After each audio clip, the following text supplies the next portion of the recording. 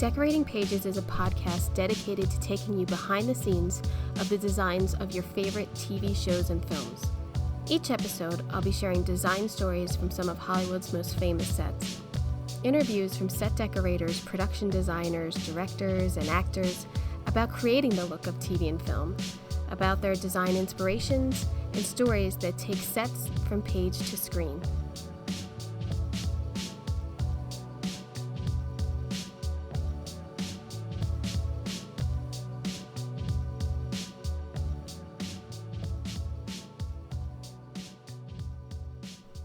Hello and welcome to Decorating Pages. I am your host, Kim Wanup, and boy, it's been a busy week, hasn't it?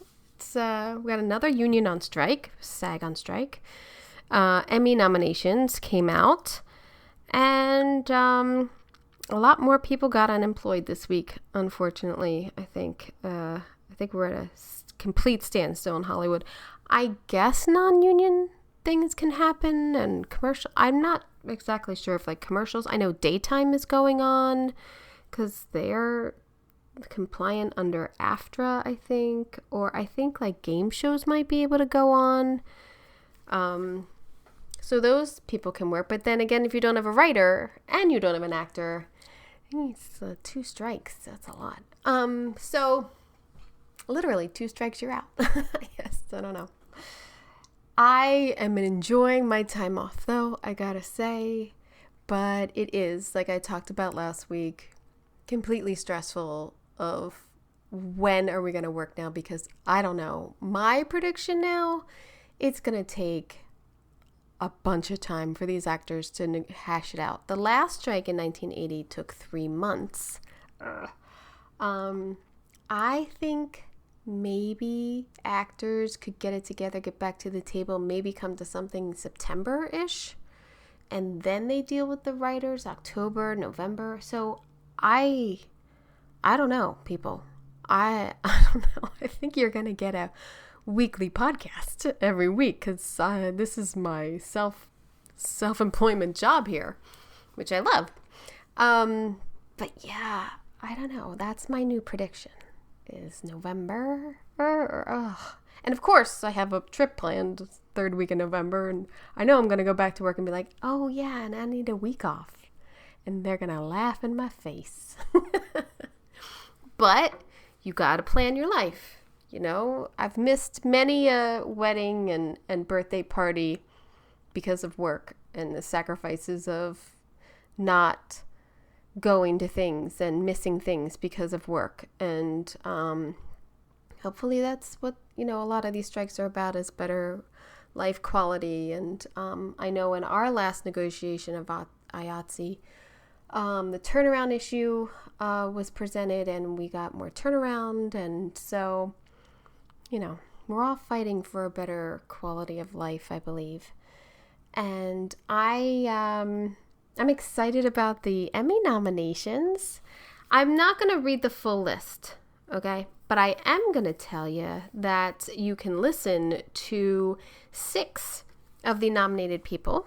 The Last of Us production designer, John Pagno, Poker Face, Judy Ray, production designer, and Kathy Marshall, set decorator. Executive producer of Secession, Frank Rich. Helena Sipilop, set decorator, Perry Mason. Patrick Howe, production designer. Rich Murray, set decorator of Only Murders in the Building. Production designer, Jamie Walker McCall for Schmegadoon. So you can listen to all of those if you're going to be voting later on in August. But hopefully more. Definitely more to come. Been reaching out and have been talking with setting up some interviews. So we'll see how that goes. But congratulations to everyone. I gotta say, I am floored that Andor was not nominated. Sorry, I'm just going to put that out there. I just thought it was the best and it didn't get nominated. So there's my little rant about the nominations. And 1 or 2 things is questionable in the realities. I'm not going to get into it. But congratulations to everyone. It's all hard work. It's all hard to do, and timing and money and budgets and final product and pressure. So I am congratulate everyone who is nominated.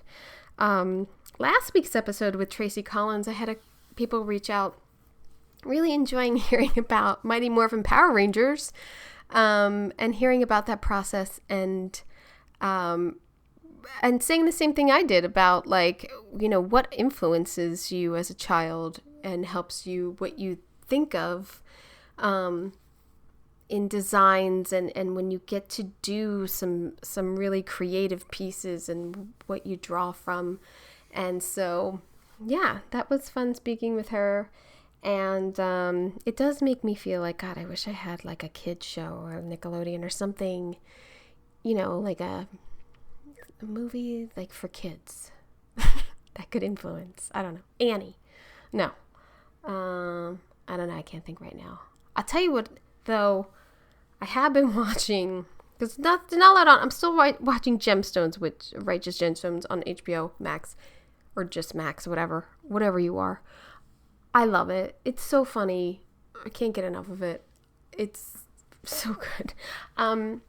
The movie The Wiz, which is on TCM Hub, and I know I've talked about it before, but I don't know what made me put it. Well, what made me put it on is TCM really does need to be curated by Spielberg and, you know, all these other people, because there's so many great films out there, and it is lacking, or it's stunted or something. And I miss the introductions, and I've said it all before, and I hope that they revamp it for us film buffs, because I find it very valuable to look at other past work and resources. So anyway, The Wiz, which production designer Tony Walton, three set decorators, set decorator Robert Drumheller, Edward Stewart, and Justin Scopa. I mean, it is frightening. That movie is terrifying. I have no idea how, and I thought it the first time I saw it when I was little, that this is scary. So it's not just now. I'm not like getting all woke or anything. That shit is scary.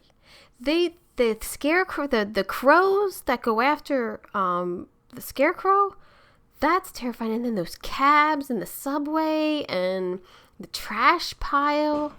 Yeah, it's like super scary. Like, I don't even know if I would show my kids that one, because we've watched The Wizard of Oz, I think, twice with them, and they loved it. And even that, the flying monkeys are kind of scary. But yeah, The Wiz is not for kids. I don't even know if it's for adults. And I don't know if I ever really paid attention to the beginning of it either, when she's at home and the big feast they're having, the whole family over for Thanksgiving and everything in their apartment. And that part I really enjoyed. And Diana Ross, I mean, no one beats Diana, but she is not good looking in that movie. I don't know. It's no Ebony, right? You know what I mean? Is it Ebony? Oh, no, Mahogany. It's no Mahogany. She's got something in that movie, but other things I'm watching. Did you see the trailer for Napoleon with Joaquin Phoenix? That looks fantastic. I just think it looks fantastic. Production designer Arthur Max and set decorators Ellie Griff and Storm Woodruff. Wow. I cannot wait to see that. Can't wait to see Oppenheimer. Can't wait to see Barbie. I'm really looking forward to those.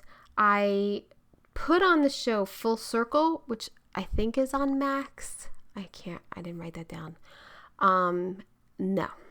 I got about 20 minutes into it, and I love Timothy Olyphant. I love watching him, but no. I couldn't get into it. I just couldn't do it. So, yeah. Other than that, no, not really watching it. I mean, Housewives, always. I really want to do another Housewives episodes with Ryan Garten. So, and by the way, congratulations to him. He is also nominated for Schmegadoon as the art director. And you can listen to an episode with him, which happens to be one of my highest rated episodes still, about us just criticizing housewives' homes. And I think we need a new one. I think we should update that. I'm gonna talk to him. So, yeah, that's about it. On this episode, I speak with two production designers, Cabot McMullen and Brandon Mendez, about their film Flamin' Hot, directed by Eva Longoria. This movie tells the true story of Richard Montez's incredible journey from working as a janitor at the Frito-Lay plant to creating this massive success of the Flamin' Hot Cheetos. Like, he came up with the flavor Flamin' Hot. Now, you never think about that, like, who really does this? Like, this is why the story is pretty interesting. So their designs are very rich in the culture in this period piece, and not only designing the background story of this guy's life, but deep diving into how these snacks are really produced. And you will hear a really interesting tidbit and, a tip on how to do research for YouTube of how they got to design the Frito-Lay manufacturing process of these chips that I would never think about. And it was fascinating to watch. So, also I should mention, I talked to them in June. So if it seems like, they only talk about one strike, that's why. It was, I think, early June when I talked to them. So I hope you enjoy.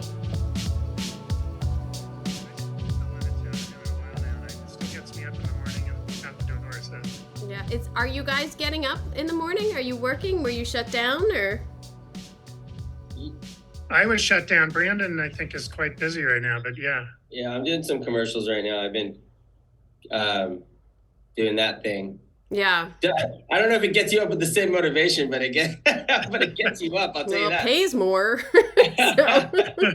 Yeah. We're starting to get busy. I think we're getting a lot of people from film and television coming, starting to do commercials. It's funny when it slows down, you'll start to see names like, you'll be like, oh, Claudio Mirando's shooting this commercial for Ford. You're like, what's going on? So it kind of spreads out all over. You start working with people that you see credits on, and then you're like, oh wow, we're doing something together. Yeah, my show shut down, and then I did a commercial the next week, and it was with producers that I've worked for a long time, but I haven't seen. And when I got to set, I was astonished about how many people from like The Good Place were on the show, and I was like, there's 13 of us on here that work together. Like, you never get that again. And the producer was like, yeah, basically I had to stage a strike to get the band back together because it's the only way you can get, a whole crew back together. It's really, the syncing up is crazy. But Cabot, were you shut down, you said? Yeah, I was about to start season 2 of Shrinking. Oh, yeah. And my first day of prep was the first day of the strike. Yeah. And our stages are right next to the front gate of Warner Brothers, so there was no way they were going to let us start. So, we can't even get in there to do pulls right now, though, because none of the Teamsters will cross the line at all. So we have to, and honestly, Warner has, if you're ever tight with money, I feel like Warner Brothers is such a saving place for set deck. I think it's always just. Oh, yeah. My decorators just typically will always be like, oh, well, we can go to Warner and we can really... Yeah. Robert really Greenfield's great with working with budgets and helping it make it look great. Absolutely. He wants it to look good. Yeah. The old 5,000 all-you-can-eat plan. Yeah. It used to be 5,000. The last show I was on was a 1 hour, and one of the prop houses wanted 13,000 for a flat. Per episode, and I was like, I'm a space show. Like, I'm not gonna get $13,000 worth out of this. Like, no, I can't do it. So, yeah, those they've gone up. They've gone up considerably in the last couple of years, as they should. Everything's gone up. That's we did Flaming Hot right in the middle of COVID, actually just as it was really heating up, and we couldn't even get like a skid of plywood. We had to go all the way to Colorado to get our materials. Yeah. There was nothing. Fortunately, our construction coordinator was smart enough to have pre-bought everything prior to prep starting. And so, but it was challenging. And, as you know, it added like, I think 15% onto the budget. Yeah. They don't give you any more money to can't allow for it. So you're waiting all the and the wait time is really what kills you too, of like, oh, I can't get that next week. Now I got to wait 2 weeks. And then how does that slow us down? And the supply chain issue was a huge for all of us, I think. And all the shipping. Remember there was like all those like hundreds of shipping containers in Long Beach that were, or thousands actually, that were just sitting there, never open because they didn't have enough workers or something. David Hack was fine. We'd be leaving the office. It'd be, your set decorator. 8 or 9. Yeah, David Hack was our set decorator. I would say we were burning at both ends. We were all always in there early. Everyone was leaving late. We're really trying to get this all together. And David would be he would be on estate sales.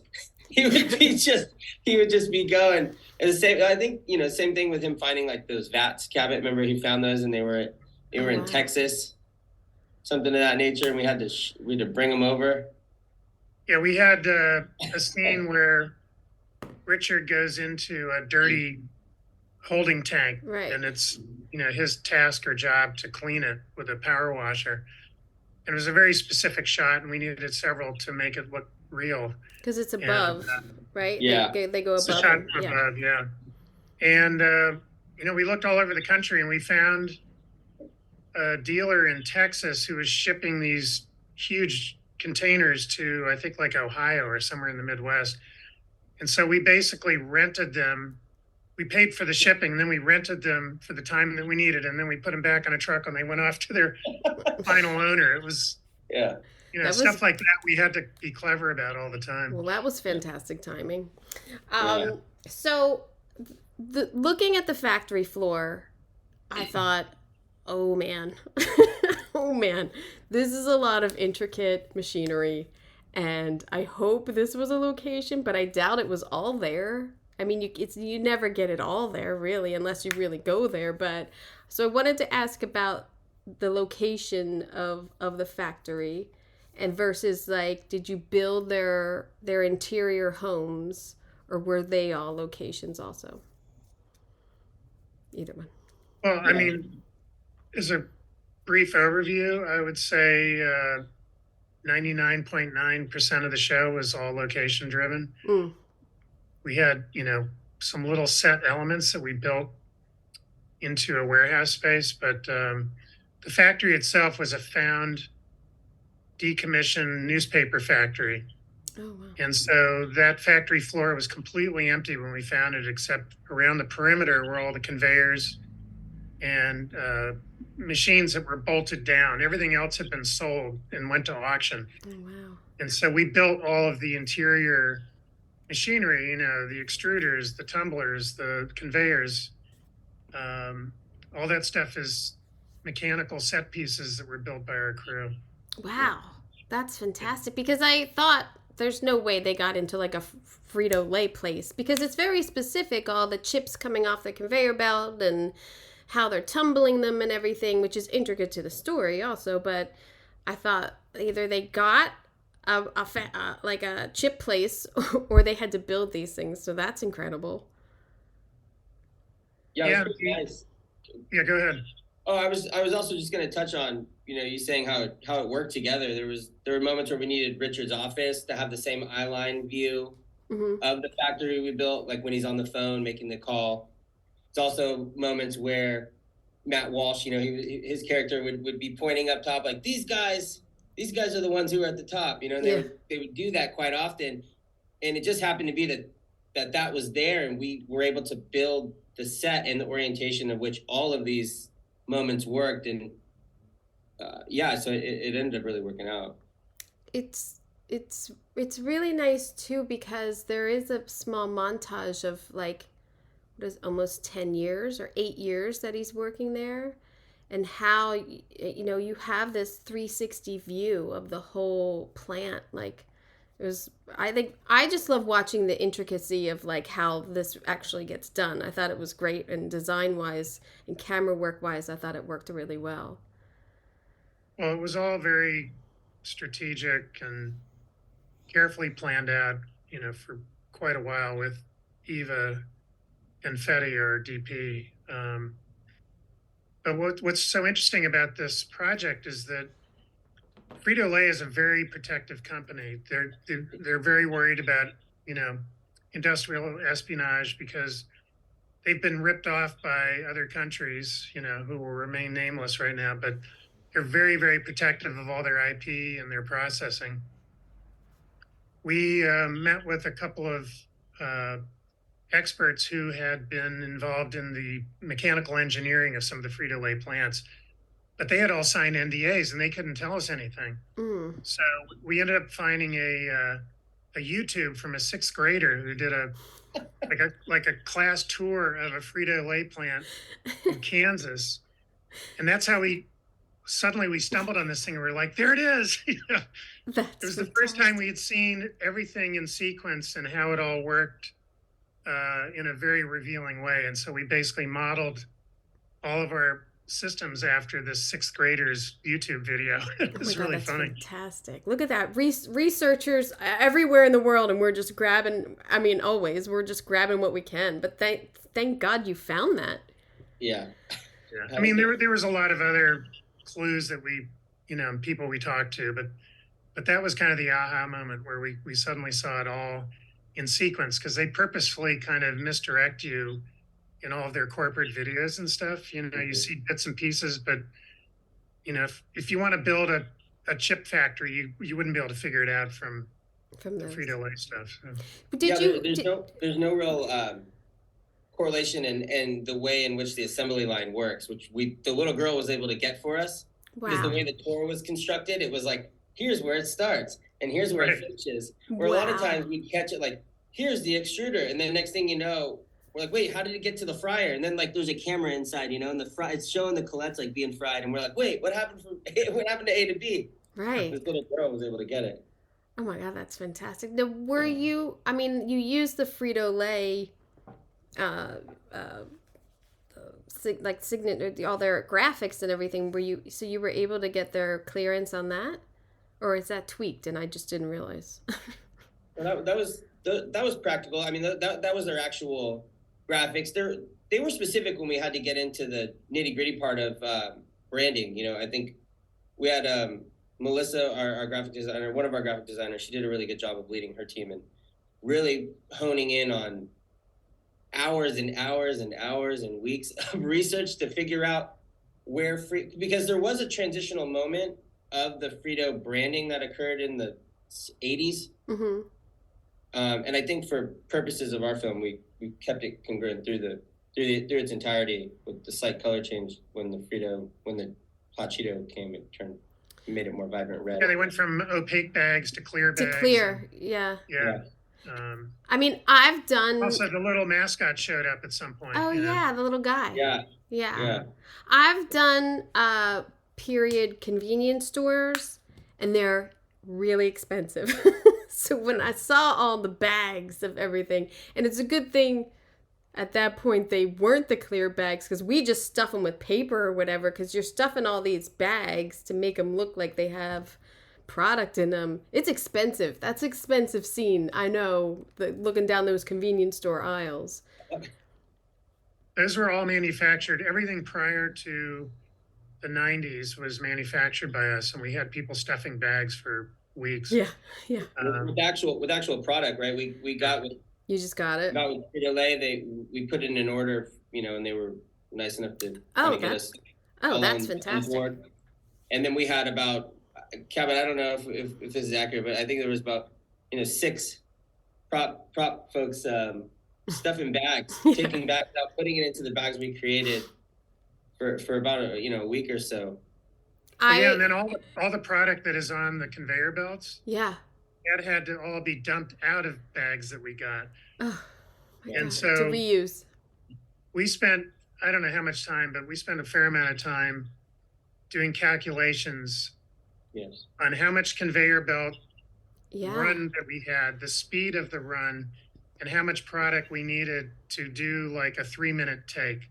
Because at the end of that take, everything had to be collected and then taken back to one, and then redistributed again. So it was, we built a 3D model and we kind of mapped it all out, and then we timed it out and we kind of pre-rehearsed it, virtually. And then once we got into the actual location, we did a couple of dry runs with it, and then the challenge was to find enough product somewhere in the country to supply all this.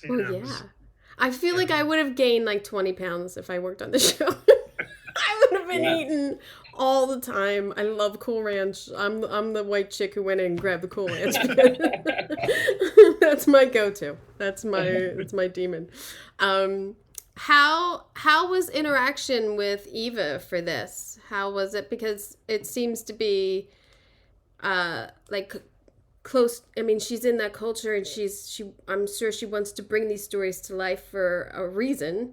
So the passion is there for her. So how was it working with her in that aspect? For me, that it was Cabot's second time working with her, right, Cabot, or second or third? I had done an HBO pilot just prior to the movie. And it was my first time, and for me, she's so passionate, and she's extremely intelligent. She's the smartest person in the room. She's always knows what she needs, always knows what she wants. She'll check you. I feel like often she'll mention something in passing, and that passing note is like, do your research on this. And I find myself at home, I'm like, what is she talking about? And you're doing the research. Oh, okay, this is what she's talking about. So you go home the next day, she's going to ask you the question, or like, did you elaborate on what I said yesterday? And you're like, oh yeah, this. You kind of talk like that, and it's kind of like a way of her kind of showing she knows what she wants, and she's fantastic. Oh, that's great. Yeah, I've been doing this for a while, and I can say with complete honesty that she is the most prepared director I've ever worked with. I mean, it's just extraordinary, the amount of preparation that goes into it, and the amount of thought and intelligence. And it's all up there on the screen. You can see it now. I mean, it's just a brilliant film, and she was so passionate about it. Well, I love seeing movies like this of just things you never think of, and you're like, someone really thought of that, and someone had passion for this, and the life-changing experience it was for him and his family, and I loved it. I thought it was a great little movie, and I'm glad it's on Disney.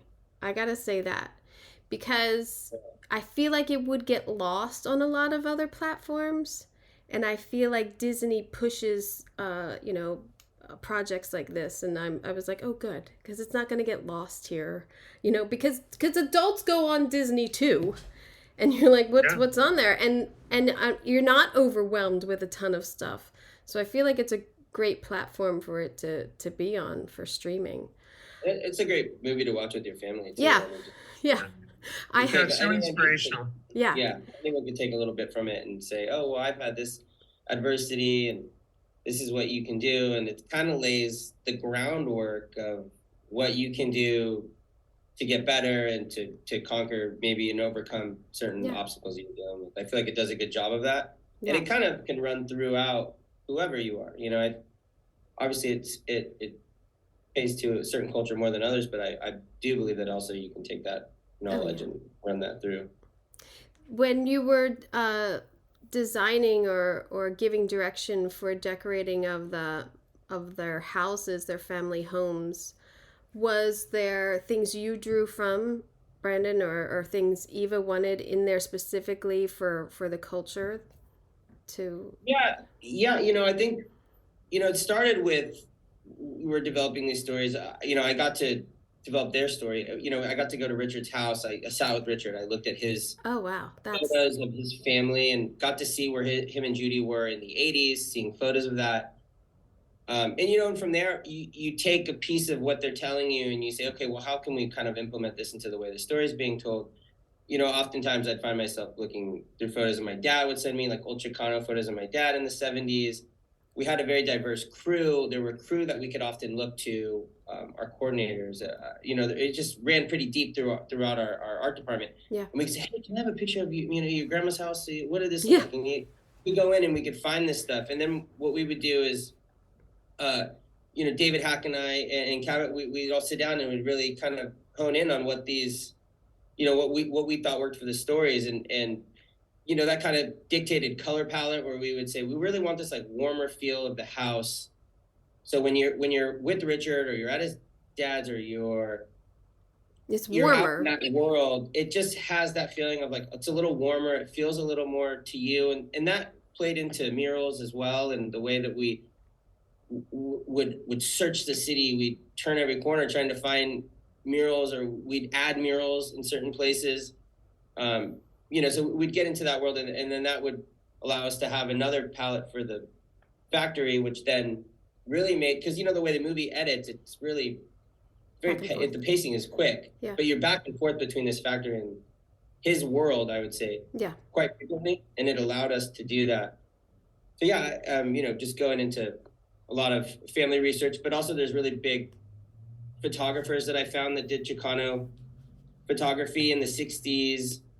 One of my favorite sets was the Montanez quarters, which I felt was really fun, and we got to showcase the 60s struggle on vineyards, which at the time were in the Inland Empire. Anyway, there was a lot of stuff that we kind of laid groundwork for that I felt we had a good opportunity to show, and a good opportunity to find good research, just because it's so available to us being in LA and being in Southern California. We also found a blog that had been started maybe a year prior, and it was basically all Chicano culture, and people were contributing their family Christmas photos. I think that's how it started, and then it just kind of mushroomed from there. And then it became, so suddenly we stumbled on this thing, but we found a real through line from the 50s, 40s, 50s, 60s, 70s, 80s, and they were all like personal photos, and something like half of them were all taken in photo booths, because a lot of these families couldn't afford cameras back then, right? So you go to like Woolworths or wherever it was, and they'd sit in the photo booth and take these crazy photos. That's fantastic. So we were working with that, and then we had a very specific color palette for each period and family, and worked with Federico Cantini, our DP, closely on the color temperature for all the lighting. So, it was very, as Brandon said, very warm in some of the interior residential spaces. But then when we got to the factory, it was all, like halogen lighting, and very sort of cold, bright. And if you notice, and this was Eva's idea, it was super strategic, but the first time you see the color red is when the Flamin' Hots come off the assembly line. So when they're coming down the conveyor, it's like the first time you really see red in the movie. Oh yeah. I don't know if I caught that. I think because of the tones of the house, I probably assumed that red was in there. But I like that is the red. I mean, now I remember it being so red. Yes. Yeah, I believe like we had a lot of oranges, and we played into that world of orange and greens, and we did that for the 70s. If you saw, it was a little more like Chicano, cool. It was at a moment when they were selling drugs, so they were a little more loose. And then as we got into it was like wood paneling walls and stuff like that. And when we showed them again with children, Cabot and I were sitting late one night, and we're like, what is this? We're gonna have to change these walls over. We need to show like a passage of time here. And we're looking through, and I think we're like, flame stitch. Cabot's like, this flame stitch. This is the one.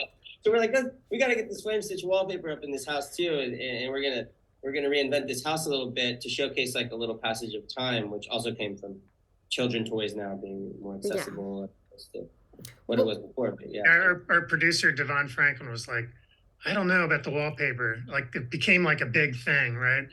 And now in all the PR marketing stuff, there it is. The flame stitch wallpaper's right there.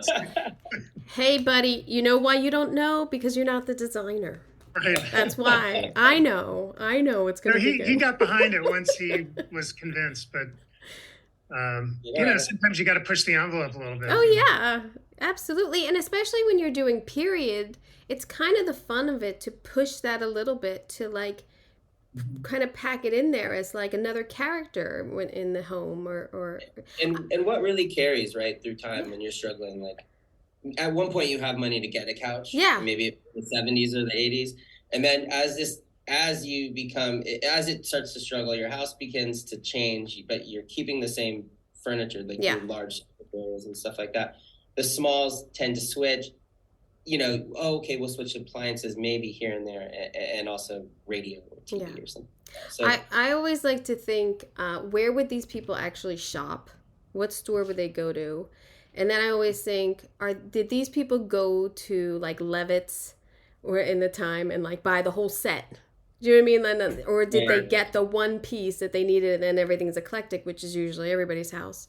But I also like that there's a layer of like they bought the whole set. They got the whole thing. Like the whole dining room set is like a thing. That's the whole thing. Yeah. That like those little character pieces in dressing, I feel like always help too.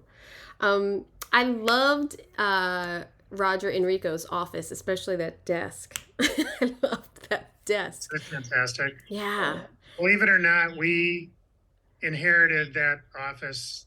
It was all from the 80s, early 80s. The factory it was the Albuquerque Journal newspaper. Oh, wow. And they had just moved all their operations, I think, to Colorado or something. And so we found that office. We put all the character layers into it, and we edited quite a lot. But that was a custom-built desk, very much like Vladimir Kagan or something, out of that. We were just so happy when we found that. The conference room, that whole executive suite. The chairs and everything. The secretary picks up the phone call. That was all there. It was amazing. Was that Eva? Yeah. Yeah. Making a little cameo. That place was great. They had this. We were one day we were doing a I think we might have been doing like an art scout. We were walking through. Hey, I think these are Tiffany lamps, and I think there's 4 Tiffany lamps in this one office. So I'm like, they're like, well, how much are these worth? I'm like, well, go on first dibs. Let me show you how much this lamp is worth. Oh my God. $100,000 lamp, but at the time, because the Albuquerque Journal at one point was a massive. So then you were in LA and Albuquerque doing this? Is that what you mean? No, we shot the entire everything movie in Albuquerque. Yeah. Oh, you shot the whole thing in Albuquerque. Oh, my bad. Yeah. Oh. There really weren't any reshoots or pickups. It was all pretty much in camera by the time we finished. I've shot in Albuquerque, but it was a long time ago, so I was not a fan. But I heard it's better now, and it's nicer and more equipped now. So, we all would have preferred Santa Fe, but of course. But Albuquerque for like Los Angeles is a good one. That's not bad. Yeah, just south of Albuquerque. In what was it called, Rio Rancho? We found the Guasti Winery. Oh yeah. And that was only maybe a 40-minute drive out of town. Oh, that's nice. So we had a lot of good things very close by. What was your prep on this? How long did you have to prep it? Initially, it was 6 weeks, but then it got extended to 8 weeks, I think, because we had a little bit of delay. What was the hardest part of the shoot, do you think? What was your biggest challenge in getting it ready? I don't know. For me, I think it was the time and the money available, as always. But we were also shooting during monsoon season, so we had a lot of weather issues that created havoc with the scheduling. And then, of course, the jumping back and forth between periods. Right. There were 3 different markets in the story. And at some point during prep, our producer came to us with his hair on fire, and he said, we can't afford to go to 3 locations. You're going to have to collapse them all into one. We're going to have to cut 2 of the stores. And so Brandon and I figured out a way to actually keep the script as it was, all shooting in one location. Mm-hmm. And I think that one really became like that's where we found the most friction, I think, in the shoot. Yeah, that was tough. I mean, we caught ourselves, there was a job hunting scene, right? Where he ends up inside. He's like, "You don't look like a guy who has initiative." What's that look like? So that was a different story. We had to end up doing the exterior facade. We let it kind of ride. Then when he was a child, he walks from the other side of the building, and from there we kind of did like some hand painted signage, and we kind of had to build out some stuff. Just because we were limited, we weren't able to remove things that we would like to. So we ended up having to build out certain areas here. That then went into, that also played for when he was a young boy, and he's like, "This is how this story could have gone." Right. You know, and it shows that like wooden, and we kind of, you know, it was like a kitschy kind of cool moment that we got to do for the counter. And then, like Cabot said, that had to switch then to later when he's buying the bag of chips. So, I mean, Cabot, what was that? Maybe it was like 4 stores. I mean, we had to change it 3 times, but it really played as like 4 stores because of aisles and stuff like that. Oh, man. Yeah, we had, I think, 2 almost all-night turnarounds, you know, flipping that store so we could shoot it the next day. Awesome. And it was a kind of a go-to place for the community. And so we had a lot of people showing up trying to, you know, buy their vape pens or their snacks or something. So it was very entertaining for sure. Oh, people get pissed when you shut down a store for shooting and they're like, I can't go in. I can't just go in. And you're like, no, it's a video store now. You can't go in and buy a Milky Way. Like, you can't. Your people, someone always gets past security and they always walk in and try to buy. I can't, no, get out. I'm sorry, you have to leave. It's really nice. Yeah.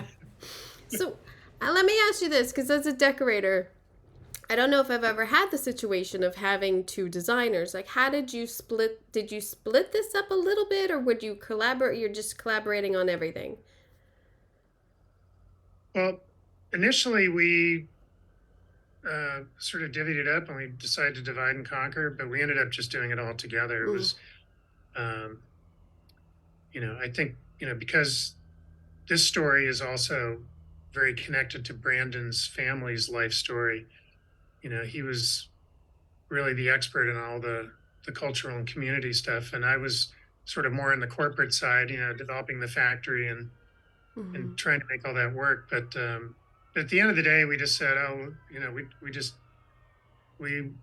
you know, we're side by side and just did it all together. So, no.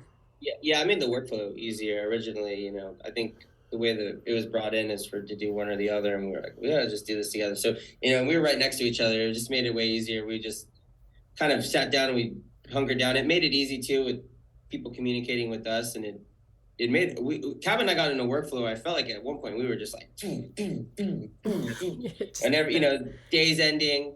Okay, let's do this, and it also made it sometimes. Because I want to say it's around this, maybe 108 sets or something like that. Yeah, you had a lot. 108 sets. It might have been like, I don't know. I mean, the job hunt alone was 8 locations, and everything had to be touched. Everything had to be changed.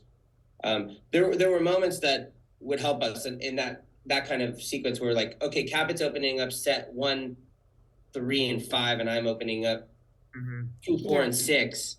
Where sometimes it allowed us to really get eyes on, not that we weren't going to get eyes on it, but it allowed us to get in a really good workflow. And there'd be times where maybe Cabot could focus something here and I'd be right next to him focusing on something else. And then we could just quickly reconvene and be like, okay, here's what I'm thinking. Okay, here's what I'm thinking. And we could kind of do a blend there and make adjustments per each other's notes. And it really helped. I felt like our workflow really started to show. Yeah, I mean, I have this conversation a lot about, like, you know, there's 2 art directors and there's always like 1 decorator, but, you know, you still got to go open set and do a meeting and scout and everything. And I see that, you know, more and more, you know, you have to bring on a second decorator for the shows. And so it makes sense to me that you have this schedule, which probably was ridiculous for location work and changing things over. That's kind of the worst thing to me, because once I'm done with a set, changing it over and then changing it back or doing whatever's like, oh my God, I can't believe we have to do this. Why can't we just go somewhere else? Like, it's heartbreaking to me. So I can envision what your one-liner look like. And I can assume that having 2 designers was probably really key on this to keep it going, especially being all on location. I mean, that's a lot. Yeah. Yeah, it was, there was a lot to process, a lot to invent, a lot to figure out. We were very fortunate. We had a local art director, Billy Ray, who's, been around forever, and he knows everybody, and he put a great team together. And so we were able to just kind of parachute in and, got very fortunate with the people that he chose. Yeah, that's helpful. Yeah. It was fast and furious for sure. Are you both LA based? Yes, I was LA and New York for years, but now I'm primarily, I'm based in LA. I was going to ask if you're from Philly because I pick up your accent a little bit. Because I'm from Philly. I was in Manhattan for many years, but I came out here to do the series Scrubs. Yeah. And I came out to do 6 episodes, and that turned into 13. That turned into 22. And next thing I know, I'm still doing it like 9 years later. Yeah. So. That was a nice long run. Yeah. So LA became home. See, you said home.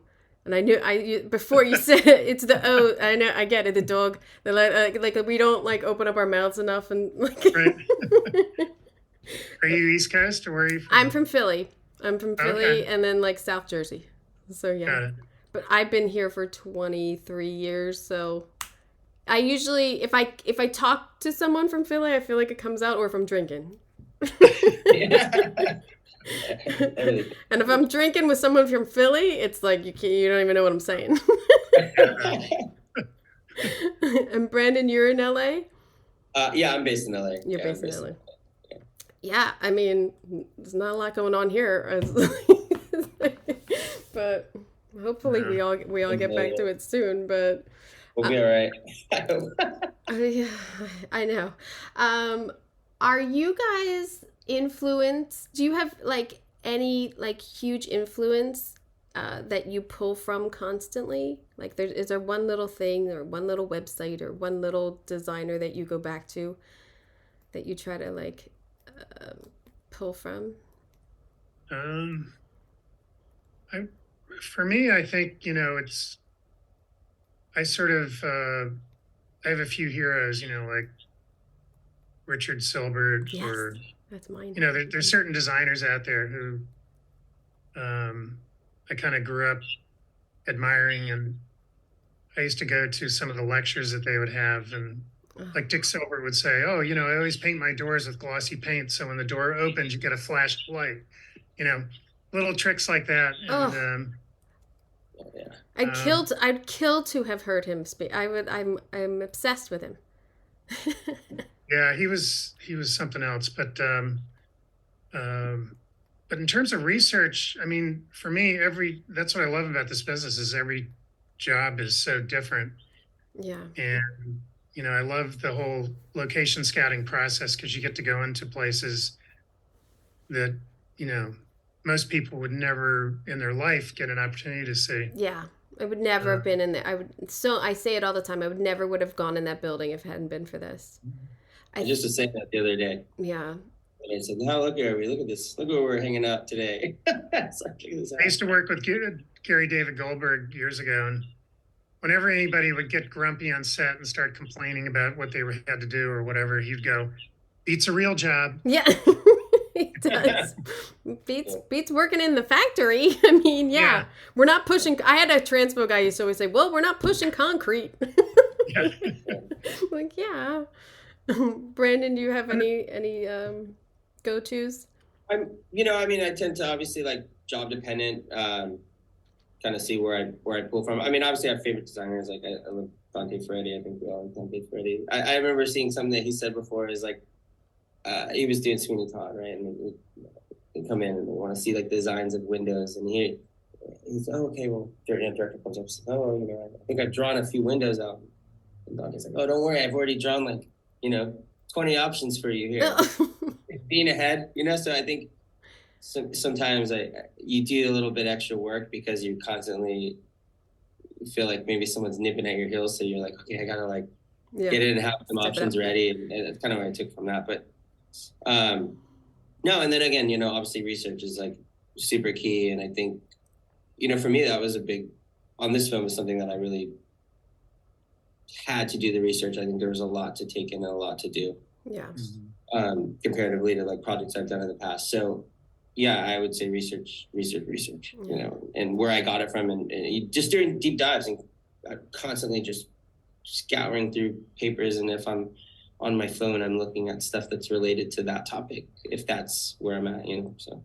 And it's like you said, like YouTube really helped you out. Like I'm a huge fan of now of like Instagram, of like there's like accounts for the 70s and people who are just posting these magnificent research photos.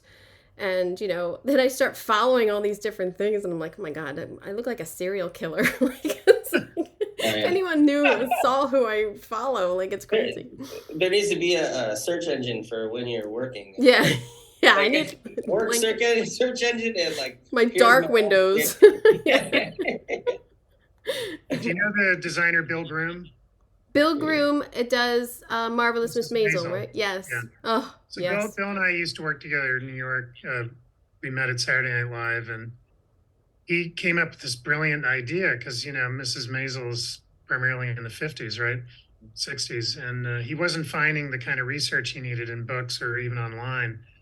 So he started to collect like Sears catalogs from the period. And then he would just go through and he would find all the stuff of life from that. So, for me anyway, the goal is always to tell you something about the character that the script can't say with words, right? Mm-hmm. And so the kind of research you have to do is different from job to job based on who the characters are, I think. Yeah, being resourceful and being able you got to be a detective. Being able to spread out and really like, well, that didn't work. Let me go here. Like him doing the catalogs or anything. Like you really got to think about, or like where would they shop, and then getting like an old furniture catalog and things like that. So, yeah, I love it. I've actually thought about like maybe I'll just go be a researcher. I would love that because they have them on big movies. That's the fun part. When you actually have to do it, then it becomes really stressful, Well, there used to be at Warner Brothers, deep in the valley off of like Winona, was the Warner Brothers library. And I worked on that show American Dreams 20 years ago, and I was the PA, and they would send me out, and they would have called about like what we need. And the guy there with white gloves would pull out a cart and say, I pulled all this, let me know. And I'd have to put white gloves on and look through all these old magazines and take a bunch, photocopy it, put it back. Like it was a plethora of like research.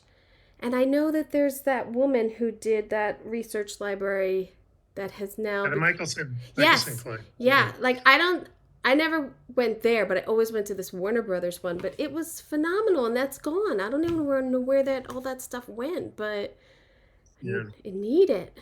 Hopefully it was preserved. I hope so. I mean, Warner Brothers still to this day is the most sort of supportive, production studio in town, I think, because they still believe in, having a prop house, a mill. Yeah.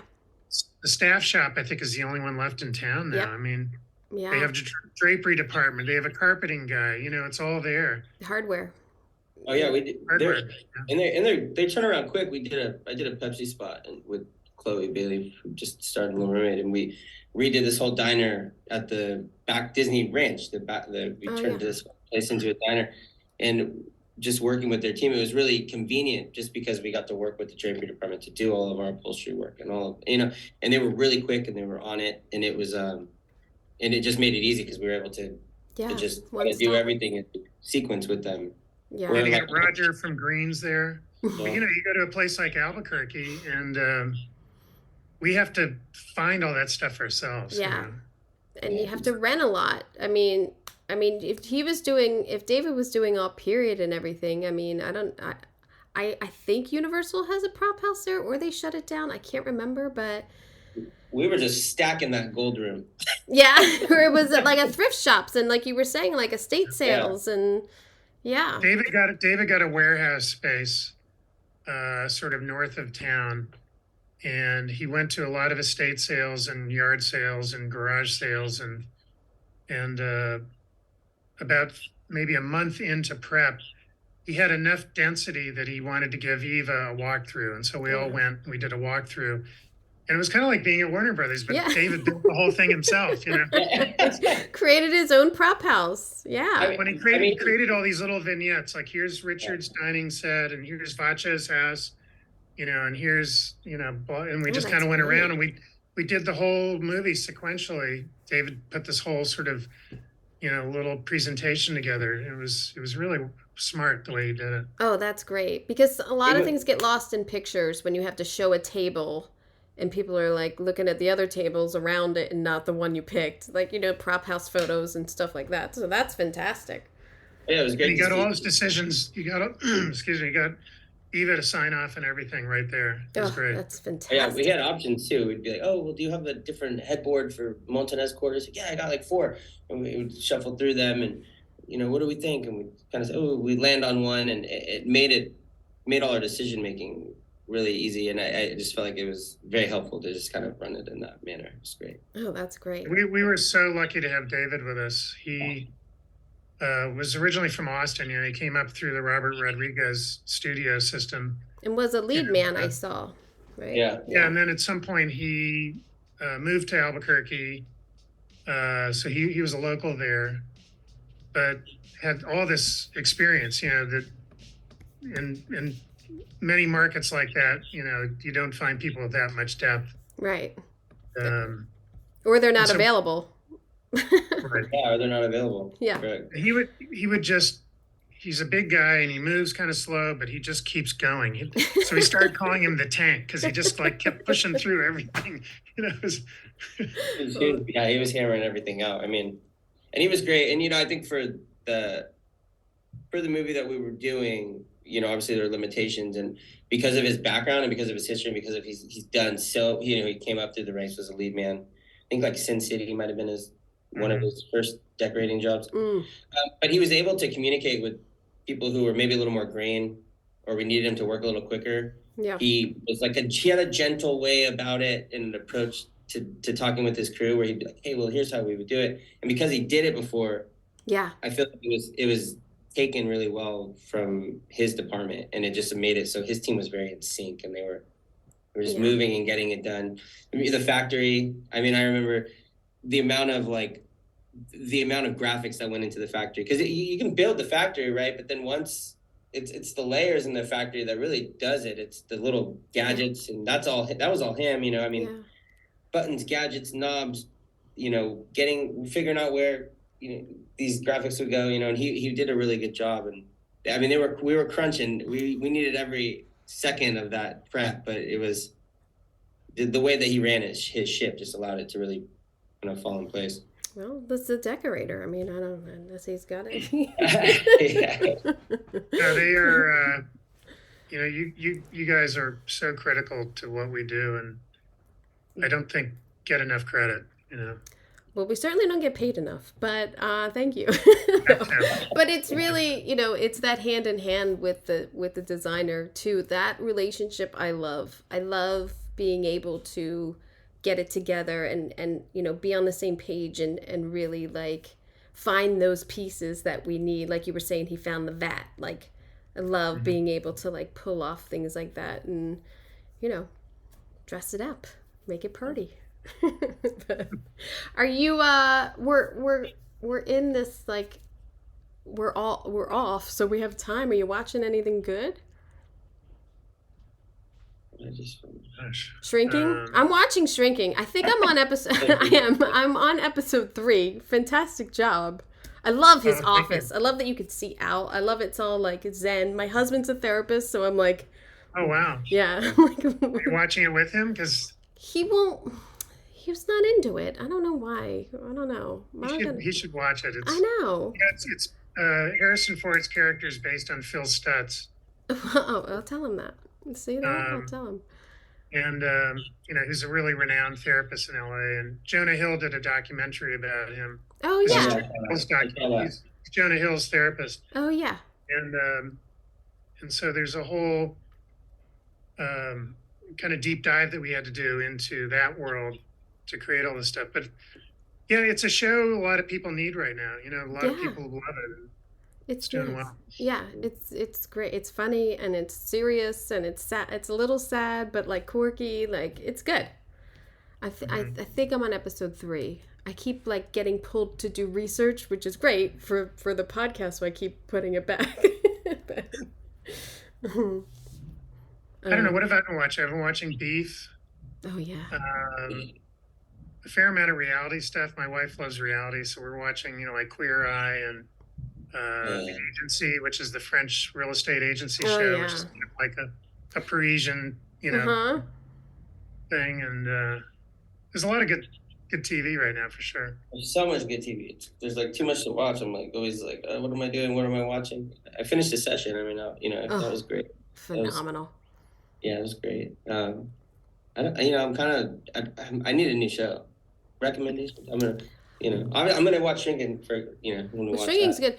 I think there's Sisters, which is on Apple, or Bad Sisters. It's called Bad Sisters. It's from Ireland, I watched it in 2 days. I loved it. I binged that. Reality wise, I just watched the Jury on Amazon, which like they set up a fake jury, and I think it's Chris Pine is on it, and like they set this guy up that like it's a ridiculous case, and like they sequester the jury and everything, and he for like 18 days was like living the life of a juror, and like all the little things that go along with it. So, and like hidden cameras and stuff. I thought it was it's like a reality hidden camera show. Yeah, I thought it was interesting. It's something a little different than Housewives. Yeah, I just saw the other night was Arnold, the Arnold Schwarzenegger documentary. So good. It's only 3 episodes, so it's really easy to watch, but it's fascinating. Really well. I was gonna start that, and then I saw it was 3, and I was like, all right, I gotta wait on that. I gotta wait. That's my issue sometimes with television is I find myself like watching a few episodes, and then I like get like Beef. It was so good, and then I got distracted or something happened, and I'm like, oh my gosh, I have to go back to it. And sometimes when I watch like a movie, I like to just sit there, watch the movie, like, okay, it's done. That's it. I gotta say, later, and, like, there's no homework associated with it, because then someone will watch. You see the movie? Oh yeah, it was really good. Oh, what'd you think of blah blah blah? Oh, I liked it. Yeah. Then what do you think of episode 1? And then you see him again. Like, what about episode 2? And then it's like, it's like then it becomes this thing. It's crazy. We're all crazy. Yeah. We're all crazy. Thank you so much for your time. Well, I say, Cabot, thank you so much. I've enjoyed your work for a very long time, and Brandon, looking forward to. And either of you, if you need a decorator, please. I'm available. Yeah. I'd love to know more about your work. So yes, let's keep in touch. Thank you. Awesome. Well, thank you. Really interesting too, as I said, how 2 designers can work on a film and both lend their designs into one. And I'm sure with the timing, as they said, they did this during COVID, and just the subject and being on location and everything, that 2 designers probably worked really in everyone's favor. So awesome that. And I love the show or the film. It's on Disney Plus. It's fun. And the family, they have like little kids, and they make the kids try the flavor of the Flamin' Hot till they get it right. So I thought that was really fun. And having 2 boys who like to try spicy things, but as they say, picey. It's picey. I found those scenes really funny. And also, I love Doritos, and I wanted to see how they were made. So that was cool too. So bravo to them, and I hope to speak to them again at some point for other projects. What else have we got? It's July. It's mid-July, people. It's mid-July. And I don't know. I might take a couple weeks off. Not gonna lie. I have an episode about budgeting that people have asked about previously, and I did it a while ago, and then I feel like I have to redo it. But again, coming up, we're gonna have Emmy nominees in the month of August, so I might take this opportunity to pause and enjoy the last couple weeks before my twins go to school. So, but I usually lie.